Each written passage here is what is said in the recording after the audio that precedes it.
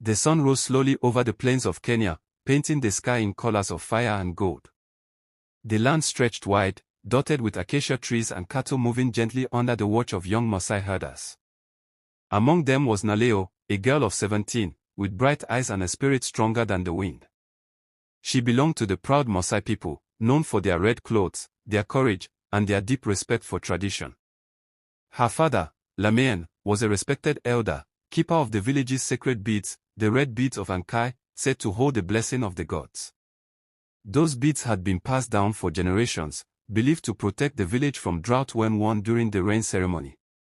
But that year, the sky had been cruel. The rains had not come.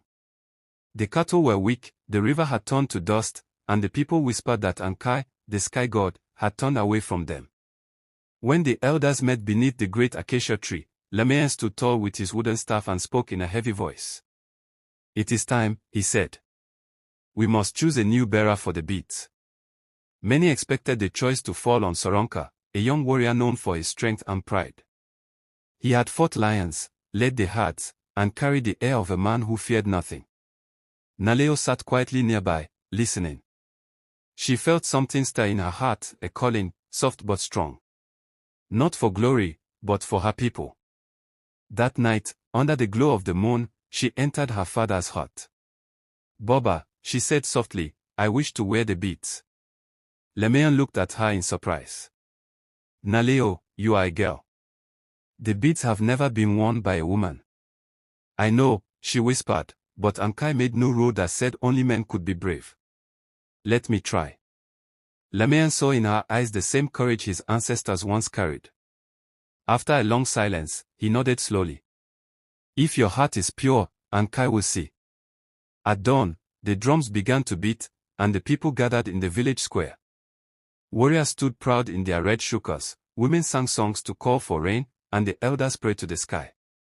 Lameyan lifted the red beads of Enkai, glistening with age and ash. "Who will carry Enkai's blessing this year?" he called. Soronka stepped forward with his spear in hand. "It is I," he said boldly. "I have faced lions and enemies. Who is braver than me?" But before anyone could answer, Naleyo walked forward calmly, her steps firm, her eyes clear. The crowd gasped. "A woman," someone whispered. "She mocks our ways," another said. Lameyan raised his hand for silence. "Enkai chooses through courage, not through pride," he said. "Let her face the trial." The trial was simple but deadly. Whoever wore the beads must walk alone to the sacred hill, pray to Enkai, and return before sunset. The path was long, crossing dry plains where lions roamed and the sun burned fiercely. Soronka laughed loudly. "She will never return." Naleyo said nothing. She placed the beads around her neck. They felt warm, as if alive. Then she began her walk. The sun beat down on her shoulders as she crossed the endless land. Her sandals kicked up dust, and her throat grew dry, but she kept walking.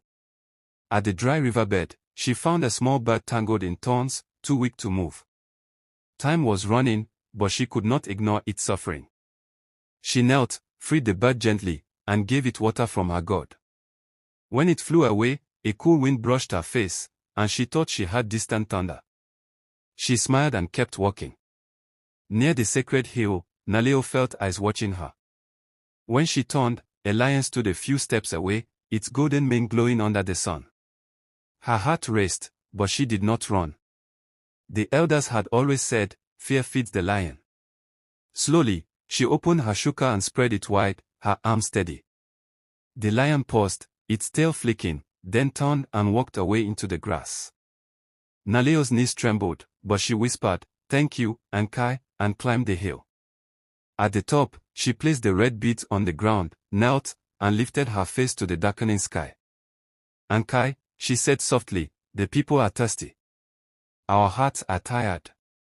If you still see us, let your tears fall again." The wind howled through the plains, and the sky began to rumble. Then a flash of lightning split the clouds. The first drop of rain touched her cheek, warm as hope. Naleyo smiled and put the beads back around her neck. By the time she reached the village, the rain was pouring. Children laughed and danced barefoot in the mud. Women sang old songs of blessing, and men raised their hands to the heavens. Lamien ran to his daughter, tears mixing with the rain. "You have done what even warriors could not," he said proudly. Soronka bowed his head in shame. "You are braver than all of us," he said quietly. That day, the elders declared Naleyo the new keeper of the beads, the first woman ever to hold that title. And from that day on, her name was spoken with respect, the girl whose courage brought back the rain. Years later, when Naleyo had grown old and wise, she would sit beneath the same acacia tree with the village children gathered around her. She would tell them her story, her voice soft like the evening wind.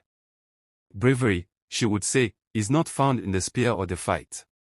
It lives in kindness, in truth, and in faith."